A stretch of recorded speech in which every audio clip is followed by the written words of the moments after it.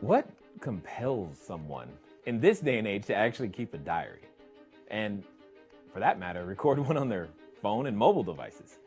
Well, it started because I wanted to make sure that during this process, my kids had something to reference. I mean, a diary is a means of keeping track of what happens in one's busy life. My life is absolutely busy, and I get to document the process, the successes and definitely the failures, because that's where my lessons have been. My lessons have been in how to fail and still move forward. Fail fast, fail forward, and fail frequently, and more importantly, make sure that people know that one failure does not your career make. We also get to celebrate the successes, and that's one of the things that I like documenting. As I want to document the wins, some of the ones that are hard fought, the ones that take forever, the ones you hope that happened, that took too long, the ones that just didn't happen in the time frame that you had hoped. But these are the reasons we work so hard. At the end of the day, it's $1 to begin to find out, if this is something that fits for you. You get the opportunity to see the inside of what's going on as we continue on our journey to get to the 1,000 units and the million square feet and finish the larger transactions you don't often get to hear about until they're done. You don't often see what goes on behind the scenes and the stress and the mess, and then more importantly, the success that is developed over time through successive mistakes.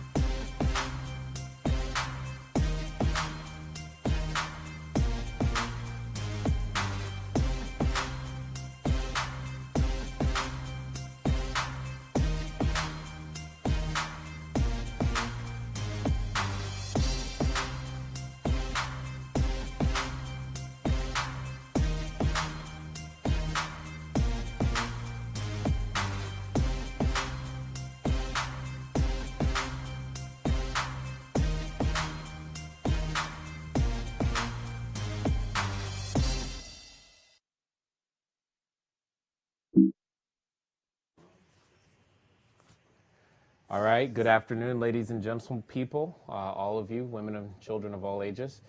Thanks for being here. Glad to be here. Welcome to another Q&A with Jay. Here's what we're going to do today.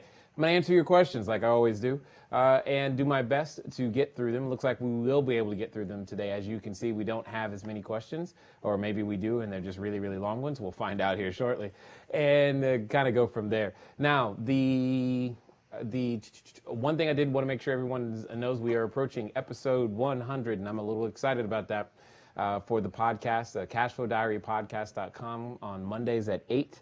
a.m. Pacific time. We release new episodes.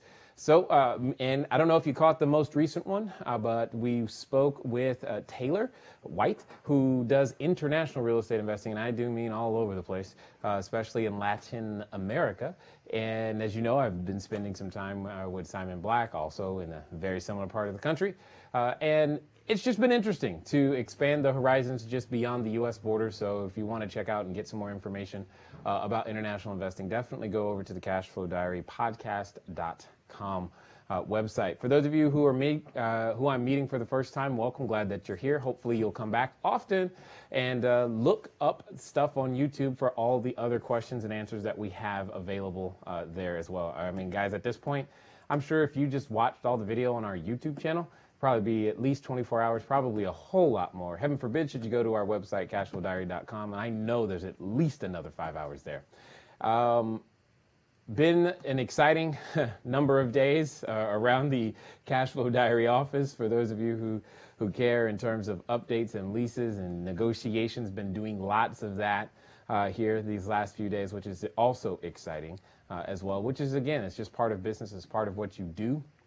For those of you possibly in the Texas area, I am coming out to, where am I going? Oh, no, I'm going to Sacramento first. I'm going to Sacramento, then I'll be in Austin coming up here in a couple of weeks. So hopefully I'll see some of you out there. That'd be great. And if you don't know who I am, here's the short version.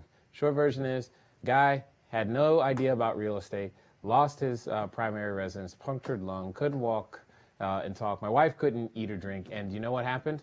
Well, we started a real estate career. The credit score of 398 and barely $75. We have a little over 300 units now across the U.S. as cell phone tower, a commercial building, and we're working with some friends in a resort.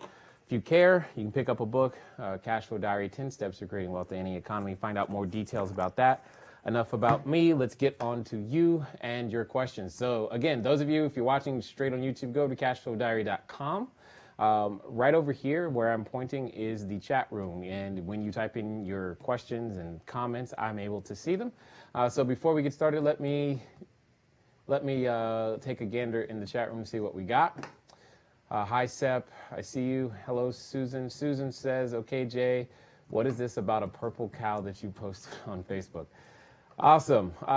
Clearly, in this internet age, news travels fast. I just completed reading for the first time. I know it's, at least 10 years old, probably more. Seth Godin's book, Purple Cow. Because one of the individuals here, Scott, keeps talking about, you're a purple cow. And I'm like, is he offending me? I don't know what he's saying. So I wanted to, pick up the book and find out, what is a purple cow? And I'm not going to tell you, so you're going to have to pick up the book, all right? But at the end of the day, it has spawned some ideas. So it's like, for example, I know in a previous episode, I think last week, we were talking about the idea of taking the live portion and making it for members only. Well, obviously we could do that.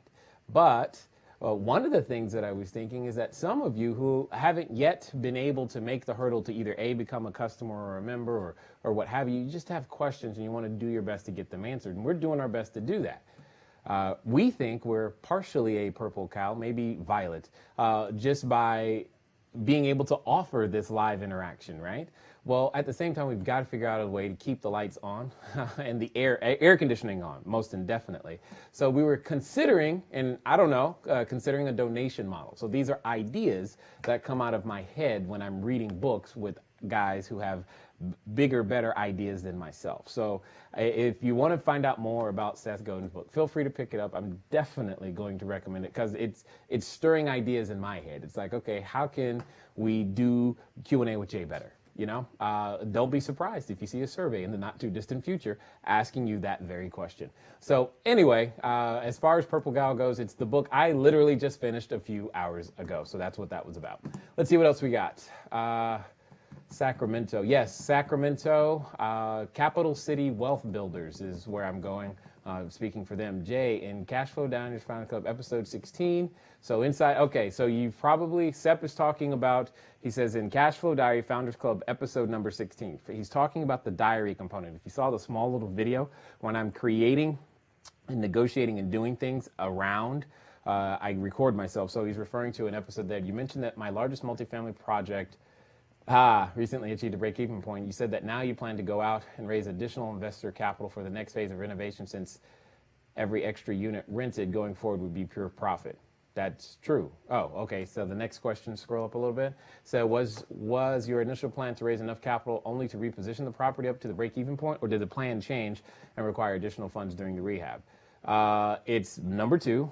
Do you recommend raising all the rehab capital initially? I recommend you attempt to, but you don't know. So many unknowns, and this also is the building that caught fire recently. So it's like, we're trying to still sort all those details out. So in this particular case, it's like, here's what we think, and then you get into it, and new things happen, weather changes, and I think it was the snow. I don't know if you guys remember. You've probably forgotten because the news doesn't tell you about the polar vortex anymore, right? Well, just because the polar vortex is gone, that doesn't mean the effects of it are gone. For those who have property in those areas and they're still dealing with it. The same thing happens like when you see things like a hurricane or whatever. The hurricane may no longer be talked about, but those individuals, it takes time for them to recover, and this is no different. So hopefully that makes some more sense there. Anyway, let's see.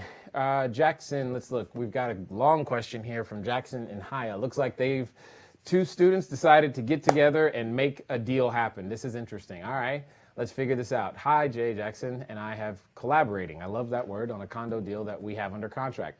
Success already, have under contract. I love it. It has been up and down experience. It usually is. We had a buyer that we secured the deal for. However, he got cold feet, and fell out of the picture. So I'm going to stop. I'm going to read the rest of this. And so for those of you, if you're watching for the first time, I don't read these questions ahead of time, so I really don't know what else is here. I just want you to know that it's not like these are planned questions per se in that sense. I just read them and go.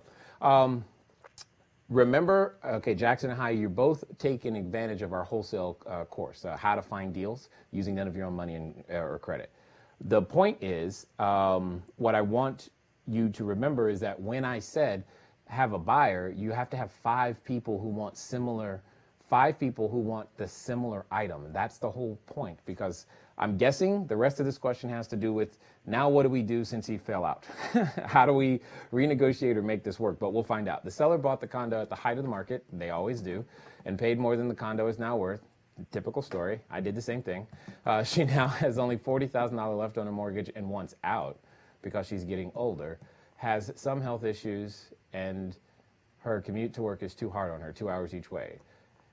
$687 a month HOA. Good God. Okay, I'll keep reading. Includes, I don't care what it includes, it's a lot of money. No major repairs after inspection. Shouldn't. Rents are $1,500. ARV is $47. Taxes are $612. Days on market is about 90 days, some much longer. We've had several investor buyers express interest only to back out because of the, HOA. Oh, okay.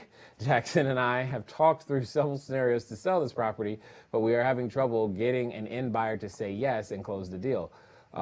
Sale options we've considered are seller financing, lease options, fix and flip, cash flow. In your opinion, what would be our best option under these circumstances? Well, you're hearing that, okay, the marketplace is telling you the problem. So if you're stuck with the HOA, you're going to have to lower a different expense. You can't lower taxes. If taxes are only $612, I'm assuming that's an annual number. So if taxes are only $612, you can't lower that one.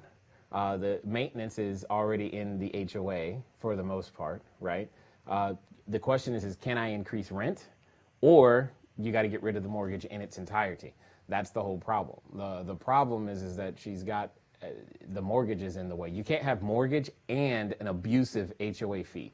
That HOA is huge. I mean, that's ginormous. That's your problem. This is a tough situation, unless, remember, there are 4 quadrants, right? You got quadrants 1, 2, 3, and 4. So let me remind you.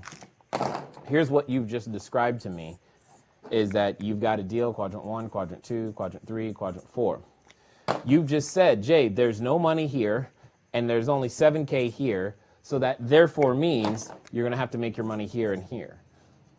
That's what it is. You got to find a way to make your money here and here. So here's a solution that just popped into my head. You go ahead and you guys, Jackson and Haya, you guys keep the property, and what you do is you find an investor who's got the ability, who has $40,000 in a retirement plan. That $40,000 is probably earning, let's say, somewhere between 2 to 4%, right? And maybe or maybe even less. What you do is you make them an offer on that $40,000 secured by real estate. And you could either put them as an equity owner, which would be probably the best idea, or you put them in quadrant 3 with a first position trust deed or first position trust deed or mortgage. So that's going to be the way to solve that issue, but it's going to require you guys keeping the property, not necessarily selling it off to someone else. So hopefully that helps. Let's keep moving on and see what we got. Any more questions in the chat room? No? I'm just making sure. All right, perfect. Let's see, Robin on the PAC videos. Okay, cool. I understand giving the equity partner 100% of the equity. If I am thinking correctly, he would not get that until the property is sold and refinanced. The short answer, Robin, is yes, or whenever you would choose to give them the said equity. You could give it to them in pieces. Just because you give them equity doesn't mean you're necessarily giving them cash. Those are two completely different asset classes, or not necessarily asset classes, but types of compensation.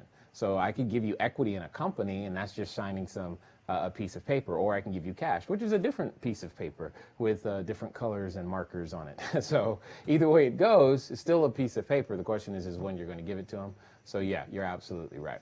Mariella, I'm also curious about something with option number 3. If this is accepted and I find a JV partner to fund the project, would it still be acceptable to add a small wholesaling fee to be collected at closing, say around $1,200, example, plus 51% for running the project? First of all, absolutely, absolutely. The answer is yes, yes, yes, yes, yes.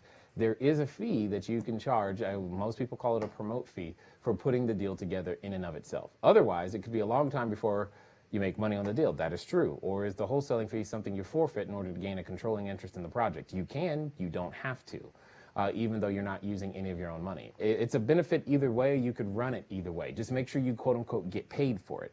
So if you're going to comp your fee, your wholesaling fee, instead of taking one, make sure that the person who's contributing capital knows that, and that you get quote unquote compensated for that in some other form or fashion.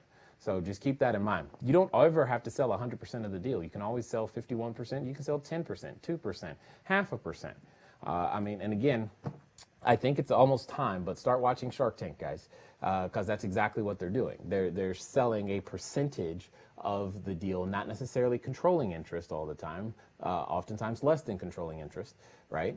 And what ends up happening is that they still run the project, they get the cash, they use the cash the way that they want to, and move on. So those are the things that I'm talking about here that I want you guys to see.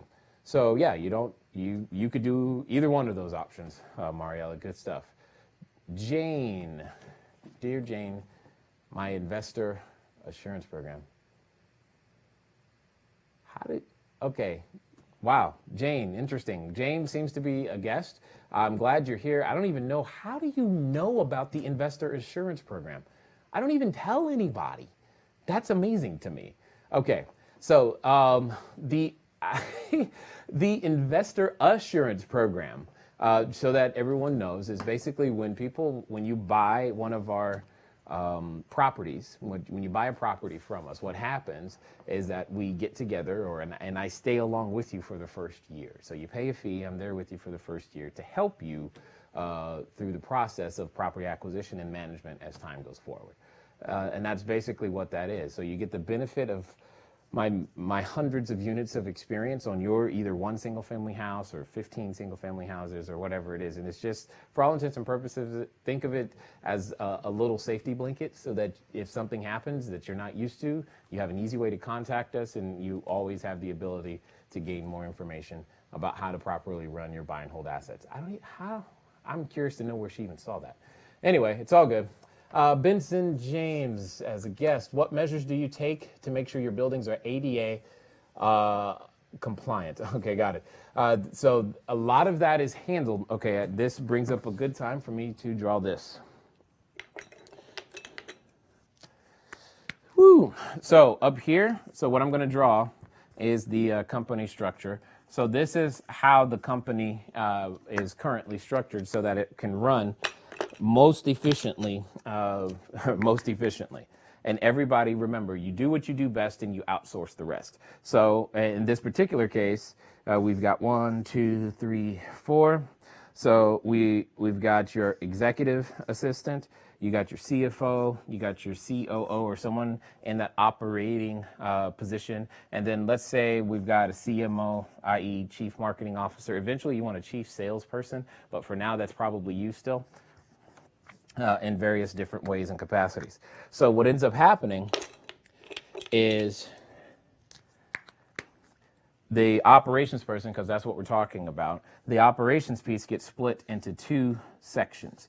You've got the section when it's a rehab, and then you got the section that is all about management.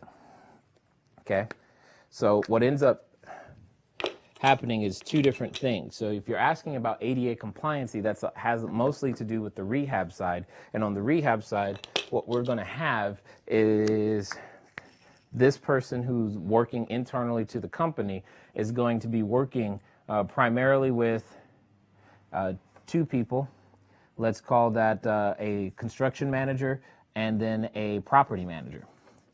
And those 2 individuals are going to help us make these decisions. Now, this construction manager is not necessarily a general contractor, although it could be a building inspector. It could be many different roles. But this construction manager is what's going to oversee your GCs. And then the GCs, obviously, you got your supers, et cetera, et cetera, et cetera. So when we're in the rehab process, this is similar to the structure that we're going to use in order to be able to build what it is that we need to build and customize the product. Remember, the person... when it comes to your investor identity, the most important thing is the customer. When it comes to business, the most important thing is the customer. Understand your customer, give them what you know they need to the 12th degree, whatever that might be. So in this particular case, we're going to work with a construction manager and property manager, and primarily a property manager who's going to influence the construction manager as well as this person as well as me to make sure that we customize every unit, every building that needs to be ADA compliant, especially the ones, obviously, that's going to be ones on the first floor. That's another reason, for those of you wondering, why I tend to stick to buildings that are 2-story and below, is so that I don't have to worry about that 3rd story and additional requirements, especially once you get to 4th stories.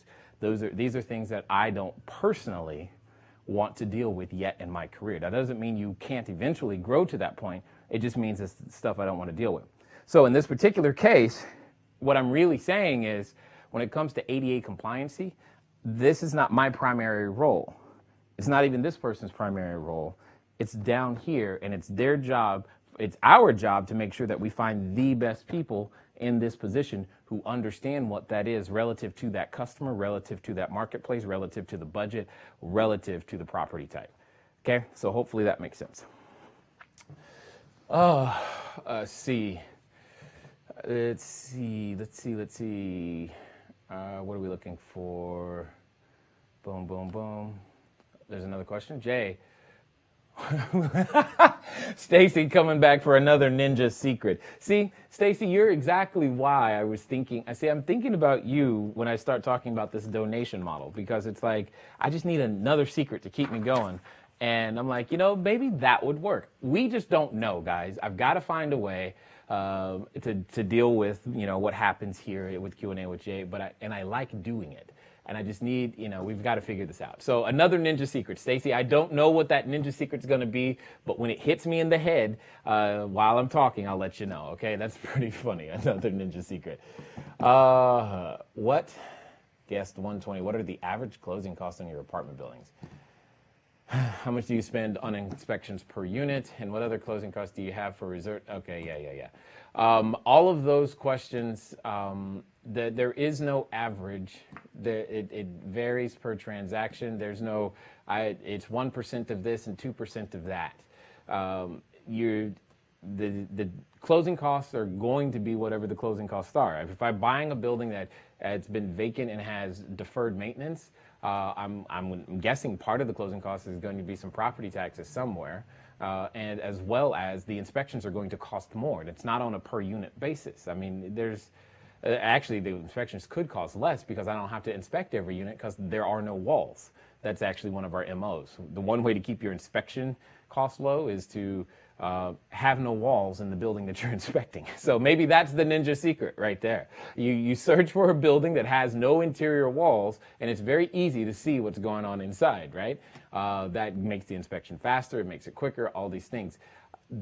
Guys, you've got to get away from the average, trying to make it simple and easy. This takes feet on the street, in the dirt, figuring it out each individual time. I'm not looking for some average number. Now, there's a operating expense ratio I eventually want to hit on that number. So I don't really care if the inspection is $10,000 or $5,000. The point is, and especially with inspections, because sometimes if you have to do a phase one environmental, and heaven forbid should something come up on that, your inspection cost just went to blank check. You know, there's just so many things that you can't really say average. You can possibly I can possibly compute an average based upon the transactions that we've closed, but even that's not helpful to you because I can't depend upon that average myself in the future. So it's really hard to answer those, what are those average questions, and closing costs varied depending on the situation. Let's see. Andre has a question here that was sent in. It says, "Hey, Massey team." Awesome. I appreciate that. Just going over the chat questions posted on the 18th or 19th. Wow. You actually do that. That's interesting. Yeah. Okay. They go over the chat questions. Didn't know that. We probably should do something about, make that easier somehow. I'm having trouble understanding the jargon arbitrage of real estate. Where do I start to get a clearer understanding? And yes, I'm working on building money to become a member. Awesome. Good idea, Andre. Here's what I'm thinking, Andre. When it comes to things like arbitrage, when you start to learn, hear a word you don't know. Now, maybe this is my guilt or fault. I don't know. When Mama said, if you don't know something, look it up, I took her to heart, and that's exactly what I did. So when I first ran into arbitrage, that's what I would do. I would look up, because after I played cash flow the first time, Investopedia, there we go. I went over, I started looking up the words. I took the cards and I looked up the words because I didn't know what they were, you know, and I just looked for, and the site I happened to go to was Investopedia. So let's see what Investopedia has to say about the word arbitrage. I'm kind of curious myself. Arbitrage, and then I'll clean it up if it needs cleaning up in terms of its definition. Okay, sponsored links, don't care about that. Where's the, oh, good Lord, did I scroll too fast? Did I miss it? Number 2, what is arbitrage? Got it, thank you. Oh, they even have a video. That's awesome.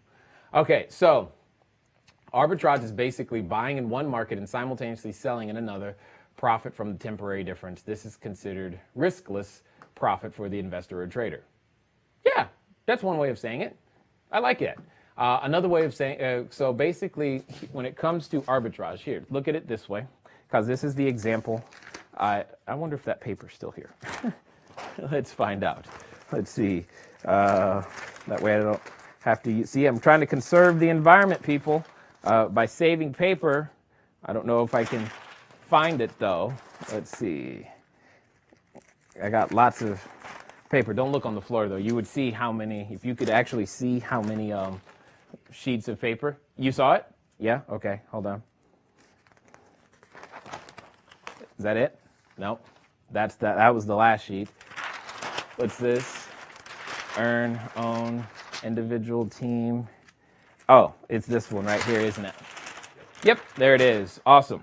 So when it comes to arbitrage, what happens here is, I think I was using an example of $500,000. So even though you're borrowing money or lending money, money has a cost to it. This is typically referred to as the Fed funds rate. That's the cost banks borrow money at. You and I borrow money at a different rate, right? So let's hypothetically say that, and I'm going to do my best not to be too political or too conspiracy theory, but let's just assume that the banks have a friend in the White House. Okay, And because of that, that friend or friends and collusion of friends give them an artificially low interest rate. Now, I'm not saying interest rates are artificially low right now. They probably are. But I am not saying that. And what's interesting to understand is if this was such the case, what that would do is it would make the cost of borrowing money extremely, extremely cheap. So let me ask you this. Ignore the word arbitrage for a second. If something is on sale, what should you do? You buy it. In this particular case, borrow it, right? You don't wait till the price goes up. When it's on sale, you buy it.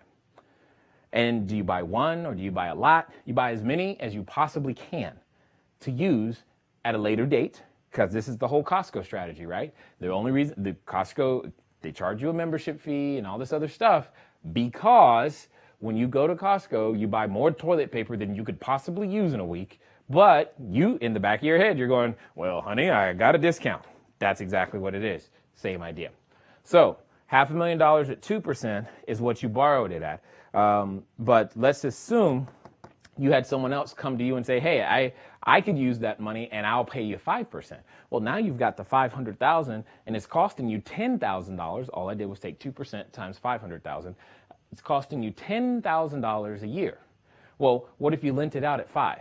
Well, you're making $25,000 a year. The difference is 3, which in this case is $15,000. But hold on. What work, what value, what economic value did you provide in the marketplace? You provided a 2% coupon. That's what you did. Okay, and the coupon is just another name for interest rate. And over here, this person is going to hopefully go provide another economic value. So this marketplace, you borrowed at 2. This marketplace, you sold at 5. The difference is arbitrage. That's how that works. Hopefully, that clears it up. See in the chat room. Landon, how are you? Speaking of books, what are the best books you have read this year? My favorite is... Okay, Landon, you're sucking up to me right there if you're saying my book was the best. Let me see. The best books this year. Well, why are books coming up again? Today is Purple Cow Day. That would definitely be a book. Another book is Andy Stanley. Andy Stanley. Let me see if I can find my Audible thing real fast. You guys don't need to see that. Hold on. Let me see. I can come up. But Andy Stanley's book comes to mind right now. A.W. Tozer was another book that I went through this year. He has, just give me a second, because they're audiobooks, and you guys know me, is that audiobooks are the only way I can get stuff done. Which, speaking of which, for those of you who have pre-ordered the audiobook, it's coming soon. It's coming soon. I'm not going to tell you the date that I've been told. I'm not going to tell you, but I'm telling you it's soon, okay? Soon, really, really soon. You're going to be excited because I've decided to create some bonus content that's only going to be available in the audiobook. Only going to be available in the audiobook. So let me see. What other books? Library. My books. Here we go. So I've got... come on, Audible. Let me see. I said A.W. Tozer already. I said Andy Stanley already. Let me look at another one that because you said good, I think is what was the issue. And Deep and Wide is the book by Andy Stanley. Knowledge of the Holy by A.W. Tozer. And let me see. Nah, I don't know. I'm gonna see if I can give you one more that I considered to be good. And that's basically what I'm after, is good. In this particular case. Let's see. Oh, well, yeah. There's another book. It's Jensen Franklin, The Fasting Edge. Not that I expect all you guys to suddenly start fasting, but you probably should. It's just a good way to go. Let me see. The Ultimate Sales Machine, but I think that was last year. I don't know if that was this year or last year, but The Ultimate Sales Machine is another good one. And again, if you're looking for other books that I like, you can go over to cashflowdiary.com, and when you get there, you're going to see the virtual book club. Right here in the virtual book club is a number of different books. These are all good for various different reasons, but there you go. How do you advertise the cash flow games? Nancy, good question. I've been getting this question a lot lately. The easiest way for you to, quote unquote, advertise the cash flow game, is exactly where I'm going right now. You just go to Meetup, start a Meetup, go to a Meetup. Well, as I type Cash Flow 101, as you can see, near me, there's 5. There may be less than that or more than that. The fewer there are, honestly, the better the opportunity, in my opinion, for you to literally dominate the market in your geographic area. So that's the easiest and least expensive way to, quote unquote, advertise the cash flow games. I don't want you spending tons of money on cash flow games, on advertising. I just don't. Other ways are simple pass out. You know, when you go to the grocery store and people put flyers on the cars, that's another good one. An even better way to amplify that is occasionally there are the people you want to do business with, say the gold miners of America, okay, or coin collectors are having a convention. Well, coin collectors by default fit the same psychographic and demographic as people who like real estate investing. So go there, pass out flyers. That's another way to do it. There are many, many ways to skin this cat, but that doesn't have to cost thousands of dollars. It's a technique called drafting. Become very good at it. Should I have an assistant for the cash flow games if there's lots of people? Depends on how many is lots, Nancy. If you haven't done them yet, don't worry about having an assistant until you're past 4 boards. I've done games as large as 180 people, 36 boards, I think. It was either 33 or 36 boards that we used in that room, and I had a number of assistants to make that happen. Do you use Section 8? Yes. What other public tenant placement programs do you use? Aaron, best question so far. This might be the ninja secret, Stacy, because most people hear of Section 8. But what I want you to do, Vet, is cashflowdiary.com. I'm going here because I'm looking for a particular episode of the podcast. And yes, here it is, episode number 86. Here's another organization out here in LA, Gregory Scott. He was on TV. That's how I saw him, or actually my wife saw him. She said, you should get him on the podcast. I was like, okay, whatever, happy wife, happy life, right? So we had a conversation. Here's an organization that is looking to place more vets. They're looking to build more housing. They're doing that out here in LA. They're everywhere, guys. Remember, you're looking for a problem. Think of a person who has a problem with housing and solve that problem. So you say, what about homeless people? There's money in homeless housing. What about those HIV, AIDS? There's money there. If you want to house, if you know how to serve that person, there's another way. Orphanages, they need real estate too. All of these single women, battered women, we've done some work with that as well. All of these are places where you can go source the tenant, depending on if you're willing to serve that tenant. Don't do it just for the money, guys. You're doing it because you want to serve that tenant. That's the key. So keep that in mind as we go through. How do you pay your accountant? It is a percentage. No. What is the difference between an accountant and a CFO? Got it. My accountant is paid whatever their fees are. They charge a fee. So, all right. The accountant, in my opinion, in my world, is the person who's going to do the taxes, okay? And that there's a tax prep fee for each one of those entities, and Lord knows we got a lot of them. The CFO is paid a salary as well, but it's based upon, it's not tied to a percentage of profits, but again, it's just a salary like anyone else, kind of, because she does have other clients that she works with in this particular case. Let me see. Let me get over. Oh, wow. Time is going fast. Let me see. I've already answered Andre's question. Let me get to Raphael. Raphael, I need to be able to replace my current job that makes me very good money, but keeps me out of town all week long in order to be home to help me take care of my minor younger brothers. Got it. So, Raphael, I have to first ask you the question, is it worth it? Because the decision you're currently making to keep showing up to work is costing you something that you're saying is more taxing. So that you're trading one for the other. There's an emotional cost to most of our decisions, and you're paying it. In order to make that switch, you're going to have to be just as dedicated to your part-time business as you are to your full-time job. And it's going to take the same commitment, same decision processes that you went through. You're going to have to learn some technical skills and go out there and practice them, and you're going to have to do them consistently over time to make it work. Hopefully that helps. Andrew, making the economics work in lieu of a traditional salary. See the previous question because it's the exact same thing. Is that Karina or Charina? What do you think? I don't know. I'm going to go with Karina. Karina, I've been looking at a lot of foreclosures in my area.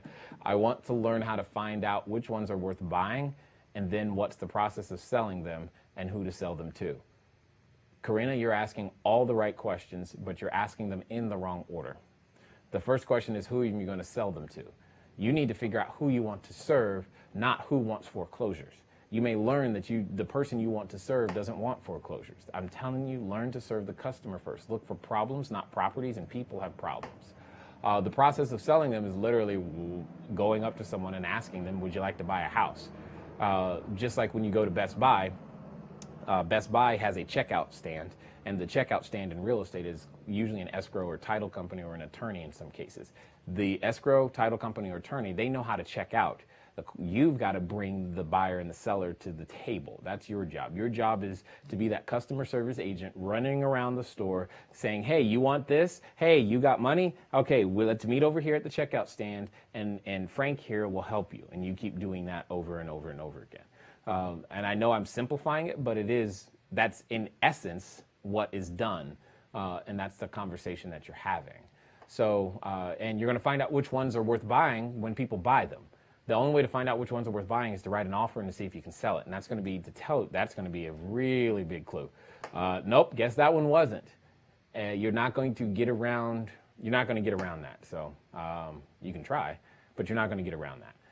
The way you can do it safer is like I talk about inside our How to Find Deals Using None of Your Own Money or Credit course, is where you have 5 people. It's what I was referring to earlier is where you have 5 people that want something similar. You find those 5 people first, and if 5 people say they want clothing in a similar size and a similar color by a similar designer, and you've got 5 people who want the same thing, you got good odds that one of them is actually going to buy it.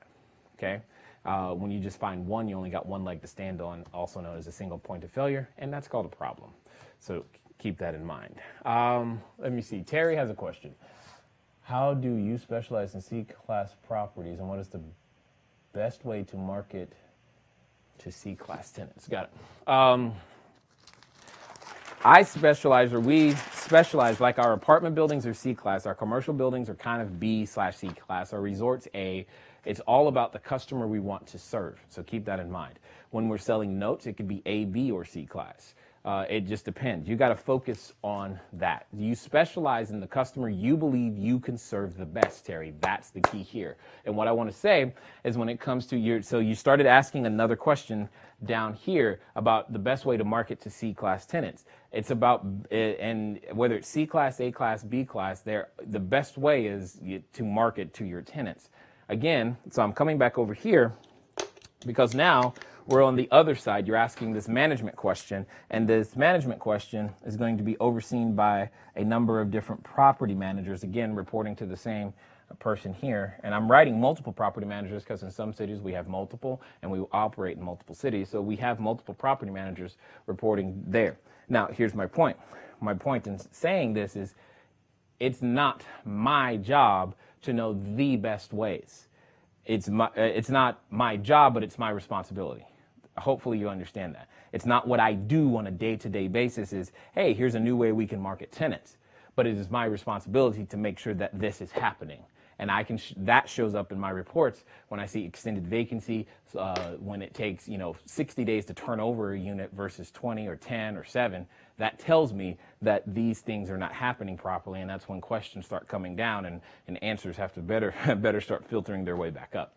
So those are the things that hopefully help you, that hopefully help you. But in general, if I'm going to market, I want to market to a center of influence. And when I market to that center of influence is going to bring me what I need. You heard me mention earlier Gregory Scott, right? Gregory Scott works in the veteran space. The veteran space is traditionally C-class tenants. So I would rather find the influencer in that demographic and influence them and get them to want to work with us as a referral partner instead of having to find tenants one at a time.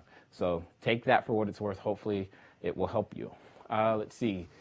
Kevin has a question. He says, funding, how to assess a property and how does a property work? Kevin, I'm gonna do my best to guess at what you're asking me. As far as funding, you're looking to how to find private capital, and that's why we created the How to Find Money course as well, to help people learn how to do that process. But at the end of the day, you've got to remember, it's always a buy-sell equation, value for value. The person with money has a problem that they're looking to solve. The question is are you willing to become the person that can solve their problem? That's just at the end of the day. How to assess a property, we talk about this a lot in our How to Find Deals course, because you got to look at it through the proper lens. If I'm a fix and flipper, I look at a property a certain way. If I'm buy a hold, I look at it a different way.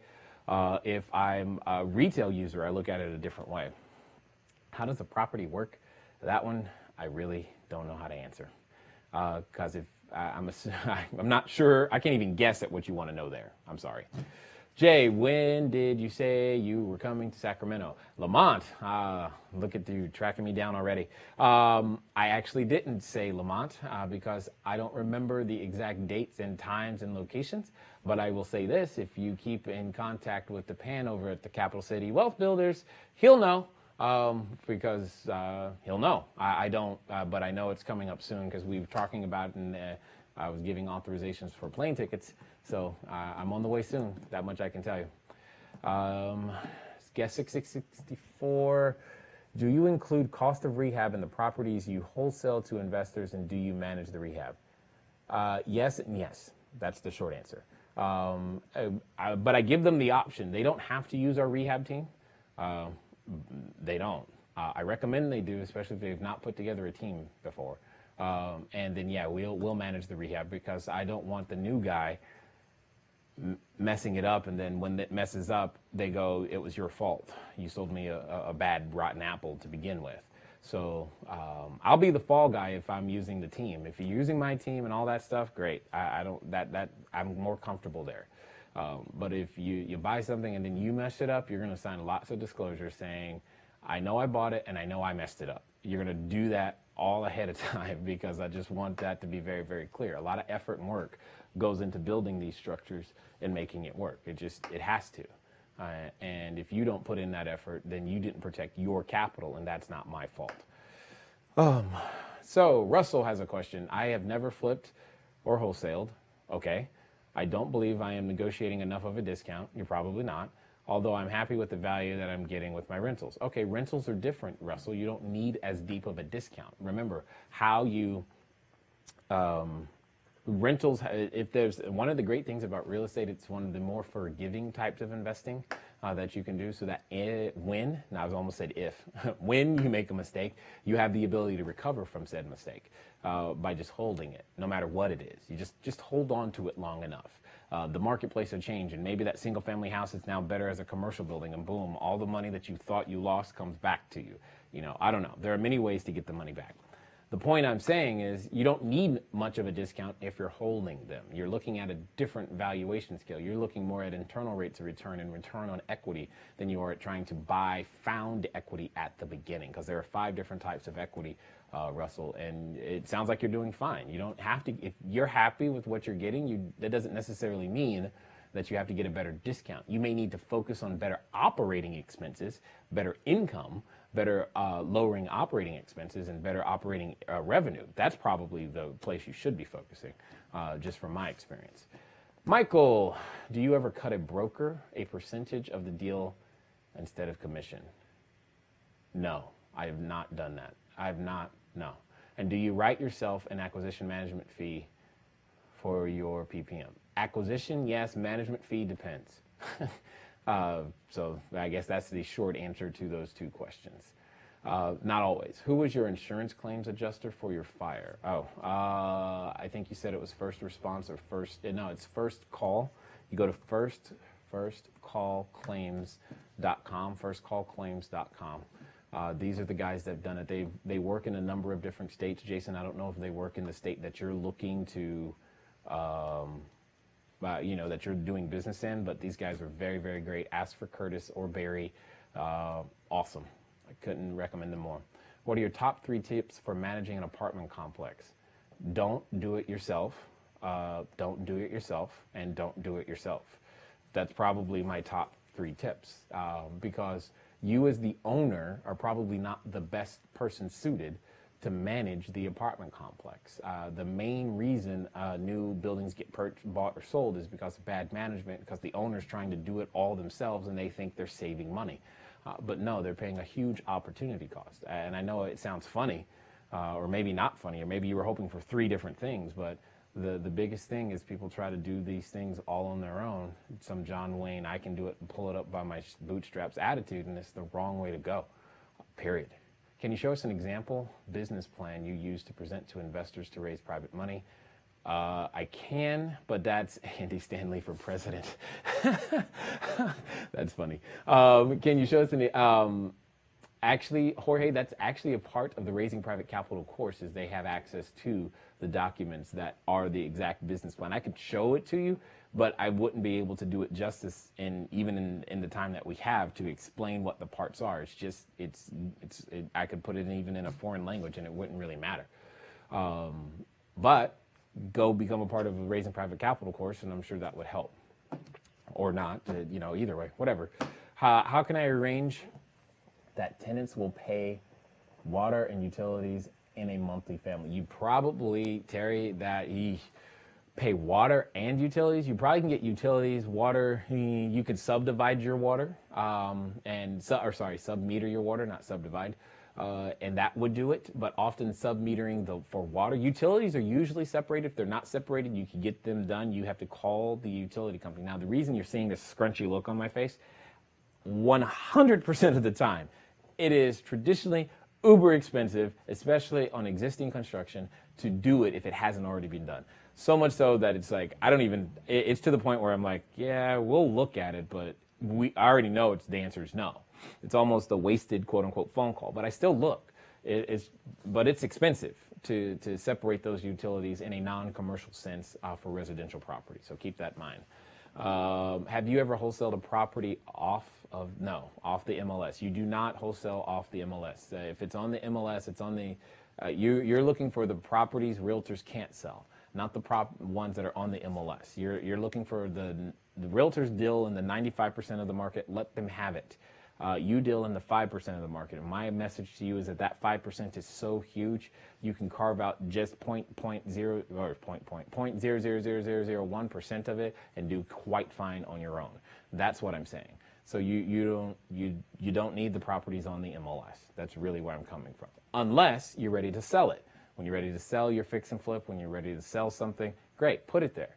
But you better be selling to retail buyers. You don't buy from there. That's not the place you go. That's like saying I'm gonna go to Best Buy and buy something to resell it on eBay.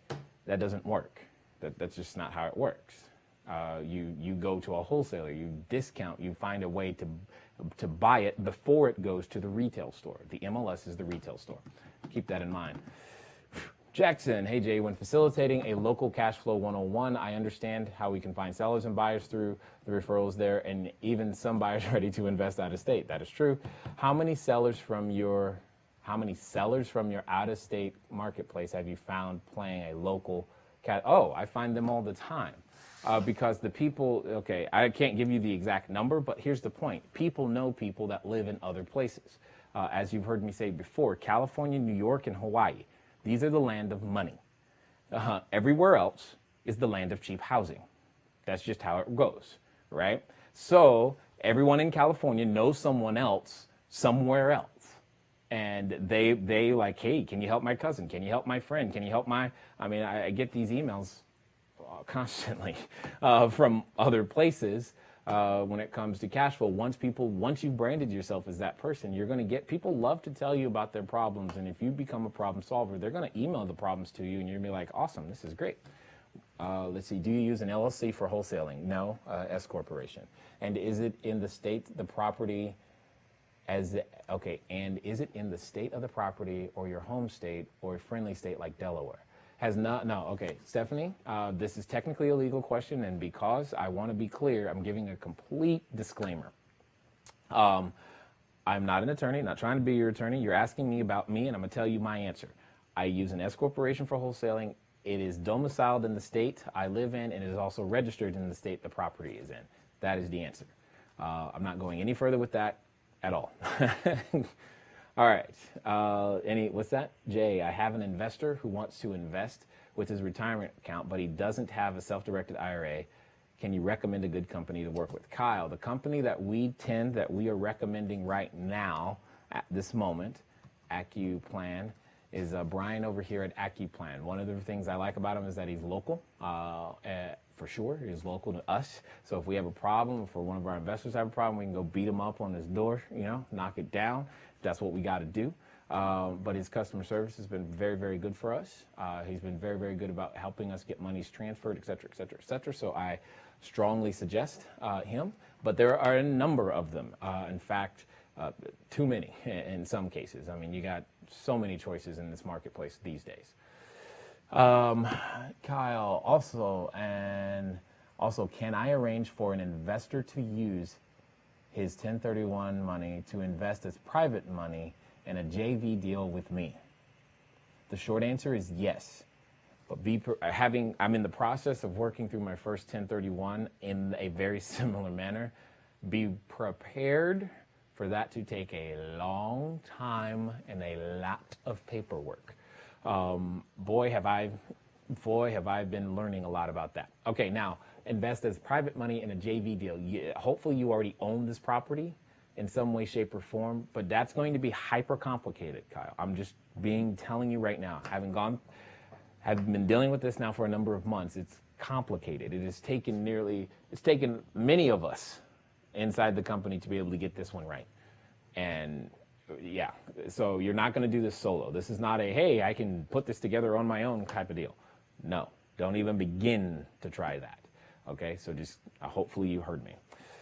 Karina J, at a cash flow game, should I have a sign-up sheet for investors to leave their contact info or follow-up, or should I schedule meetings on the spot? Got it. Karina, neither. If you saw last week's episode, I went through the slides, and those of you inside our Raising Private Capital course, as you know, you have the cash flow training that I've done for there, and we're going to be doing another one. So I guess I might as well tell you, there will be a local cash flow game that I'm doing in a not too distant future in Orange County. So if you want to come, you'll hear about it. You'll be able to register, et cetera, et cetera, et cetera. And you'll get to watch me do it. We'll be recording that one as well. And those of you who are inside the Raising Private Capital course, you'll be able to have access to that recording as well, that we're going to, so that you can learn how to hold these games yourself. And you also have access to the presentation. So you have the exact same PowerPoint and keynote presentation that I use in the cash flow environment to be able, so that you can duplicate it as much as you'd like. And in the follow-up meeting, how should I break the ice, or what do I need to listen for? Karina,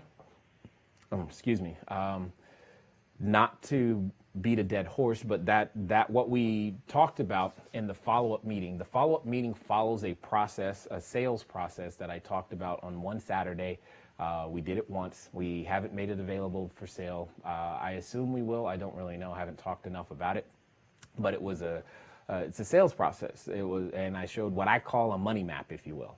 It's literally a process that you follow that leads to having the following 4 things happen. It doubles your leads, triples your sales in a quarter of the time while eliminating your marketing budget. And for those that were there, they say it was worthwhile. I believe them because I've used it for quite some time. And the quote unquote, how do you break the ice? The answer is you use what I call what is called a pattern interrupt is what you use to break the ice. But unfortunately, we don't have enough time to go through it all, and you're listening for problems at the end of the day. What agency runs the second chance programs? Oh God. Stacy, there's probably a nonprofit in your neck of the woods. I can't remember the name. I honestly can't remember the name of the guy that we used before. I don't know if you're working in the Tennessee marketplace. If you are, send me an email to info@cashflowdiary.com, and I'll find out from the operations person who that was. So hopefully that helps. Let's see, Chris. Hey, Chris. What is he talking about? Oh, okay, yeah. UDirect is good too. We've used UDirect. We've used Intrust. We've used We've used a lot of different people. Nancy, do you have the cash flow games at restaurants? Yes. And what's the best etiquette with the food, ordering, eating involved? Try to have the food and eating done 30 minutes before the cash flow game, which gets me to those of you inside the Raising Private Capital course. Another thing that's coming your way is we're going to do an event. We're going to deliver it similar to this, so it'll be just you guys in the Raising Private Capital course. And I'm going to let you pepper me with all the questions that you have from trying to set up your cash flow game, as well as giving you all the information and things that I think you need to pay attention to as you set up the cash flow game, so that I can make sure that you guys can duplicate the cash flow experience the best way possible. So hopefully you're excited about that. But yeah, you just keep the food separate from the games. You try to do it about 30 minutes ahead of time, and then you quote unquote break the room with a short video, and you start the explanation, you go from there. Eddie, hey, Eddie, I've seen a number of boarded up properties. Woohoo! Sorry, I get excited for boarded up properties. Boarded up properties are a sign of a problem near me that could be good fix and flip opportunities. What would be your first step if you wanted to make an offer? The first step to make an offer is to find the person who owns it and get them on the phone or meet them at the house. So if it's a boarded up property, they may be hiding. So here's a renegade strategy that I want you to go use. You go get a for sale sign and put it in their yard, even though you don't own the property. You put on that for sale sign your phone number. Guess what? People are going to call those who like to buy that house, and eventually the owner is going to call you upset. But hey, if you can't find them any other way, I'm betting it's gonna work. So have fun with that. Lamont, I'll see you there. Of course you will, Lamont. I know you'll track me down. Thank you. I appreciate it. You have been very, very faithful from the beginning. Marvin, how do you find that 5% of properties that RE agents can't or won't sell? Got it. Marvin, here's another ninja secrets all day today, Stacy, just for you. So to find that 5%, one, obviously you guys all know I like to play the cash flow game. Here's another ninja secret. You go to every one of those same real estate agents and you ask them one question. That one question is simply, do you have anything that could be seller financed? People who are active listing property, when you ask them that question, you're solving their problem. The reason it can be seller financed is because there's a problem. They don't know how to sell it. But if you're asking for their problem, they'll give it to you, and you'll soon be able to strike a deal. Let's get to Shaylia's question here, and then we'll be winding this down. Let's see. To learn the various types of real estate investments, how to analyze each real estate investment, and how to be successful with each type of real estate investment. Oh my gosh, I don't even know. That's like years. That's decades of what you're trying to do. Let's just start with a small little tidbit and write an offer. Let's just start there, because that's probably the best thing. There's so many types. You could spend decades learning about the types of real estate investments. You literally can, and never write an offer. I'm more concerned about you writing an offer. You're going to learn a lot in that process. Even if you write an offer for $1. Okay, so here's the weekend challenge, if you will, or weekday challenge, or whatever. Just call it a challenge. I have no ice bucket, sorry, but it's a challenge anyway. What I want you to do is write an offer for $1. Write an offer for $1. Okay? Just go for it. What did you say? Oh, okay. Got it. Write an offer for $1 and see what happens. Just do it. See what happens. I'm telling you, you will learn so much if you just go randomly write an offer for $1. Than I could ever tell you about types of real estate investments, how to analyze each real estate investment or deal, and how to be successful with them as well. Okay? And then next week, I want you to come back and tell us how it went, because I promise you it's going to be fun. It's going to be fun. If you're willing to do it, we'll see how many brave souls there are. Okay? So I want to see these offers for $1, not just your words. Not I was thinking about doing it. No. I want the PDF, fax copy, send it in. I wrote an offer for $1. Excellent. And we're going to see what happens there. Okay? Just as a reminder, we've got new podcast episodes on Mondays, cashflowdiarypodcast.com. If you like what you've heard here, great. You can get more information. Here's what I would like to say to you. You're going to be the same today as you will 5 years from now, except for two things, right? The books you read and the people you meet. So you can meet some really cool entrepreneurs on the podcast, right? And we opened today talking about some books. Again, I'm going to drop another big hint For those of you inside the Cashflow Diary Founders membership, there's a link below, by the way. For those of you inside the Cashflow Diary Founders membership, it would be to your advantage to begin to consume more books if you haven't already, because consuming books is something we're going to be focused on and helping you with in the not too distant future. So just keep that in mind so that I can help you meet new people and read more books. That's what we're going to do. I'm going to build you into an investor if you stay tuned and keep following. I promise you that. That's my goal. I look forward to talking to you guys soon. Until next time.